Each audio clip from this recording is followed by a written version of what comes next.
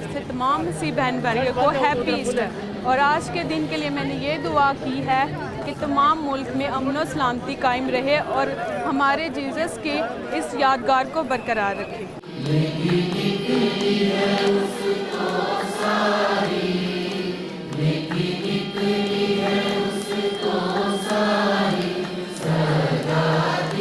है